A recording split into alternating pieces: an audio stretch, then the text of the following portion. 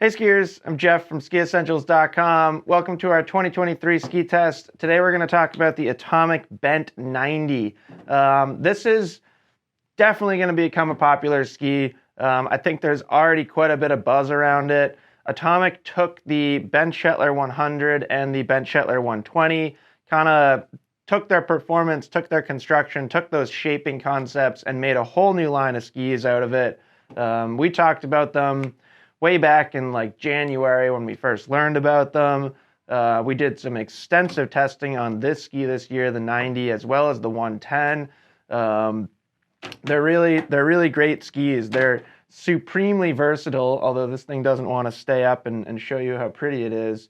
Extremely versatile. You know, they're good all mountain skis. They're good in the park. There's a wide range of skiers that can enjoy it, different ability levels, different skiing styles, different applications. Like we could spend 20 minutes talking about this ski. In fact, we have. So if you want to learn more information, you can go check out that longer review. But for the sake of relative quickness, let's get right into it. So Atomic uses a lightweight wood core in these skis.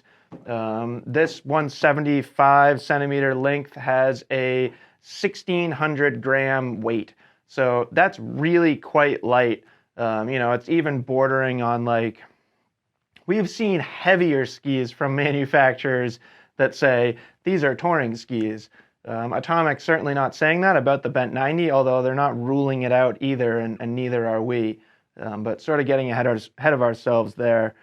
So lightweight wood core, pretty simple construction in this ski.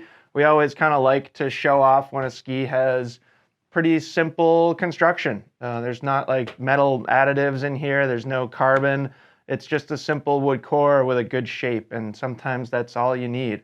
The other construction element that's kind of cool to point out is Atomic's Horizon Tech. So we get this kind of beveled top sheet design, both in the tips and the tails, surfboard inspired from Chris Bent Shetler's fondness for surfing.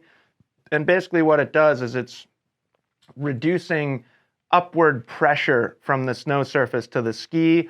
That's making the ski a little looser, a little easier to kind of release the tail edge, get that pivoty, surfy feel out of it. But we do get some nice camber underfoot in this ski, and I think that's pretty darn important to just their overall performance. It's not high rise camber, but as far as length goes, we do, there's enough there that you get some nice energy out of it. And then that's paired with this nice long tip rocker line. And in the 90 and the 110, we see quite a bit less tail rocker than tip rocker. So at least a noticeable amount less. That's giving it its directional shape, increasing its performance on groomers and the trees, anywhere you're going to be skiing forward and you're not concerned with going switch. So pretty simple construction, pretty simple shape in this ski. 1,600 grams, 90 underfoot, just a ton of fun to ski.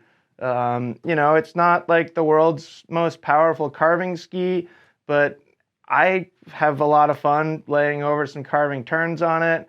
On kind of the other side of the spectrum, it's super, super agile when you get it into moguls or trees or anything like that, any kind of more technical terrain where you're required to make quicker movements, put your skis in certain places so you ski the line you want to and don't fall off a cliff or something like that. Very trustworthy, very easy to ski, very forgiving. They're not fatiguing, super, super fun. So talked about a wide range of application for this ski. I think it's a fun one to talk about. You saw this ski in the past winter's Olympics, you saw Atomic athletes, like some of the best park skiers in the world, using this ski both in slopestyle and in big air. So kind of impossible to ignore the fact that it has that kind of freestyle park application. There is a huge range of potential recommended mount points on this ski.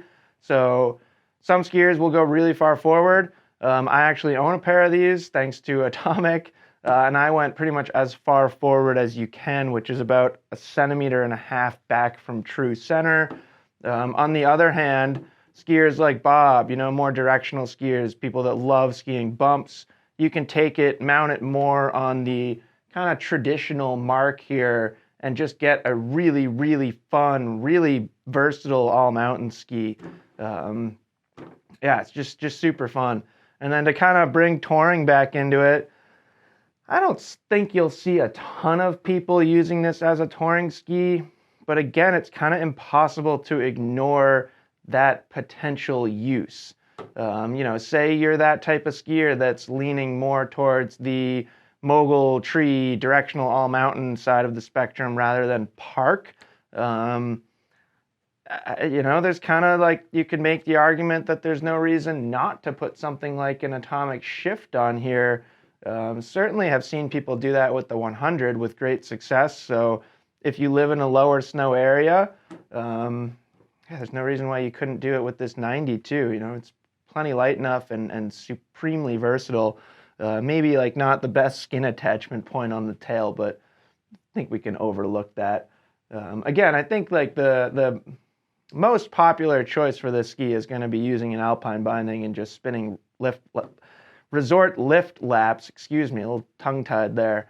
But yeah, just to kind of highlight its versatility, you could tour on it too. So park, all mountain, a little bit of touring on the side, a lot you could do with this Bent 90.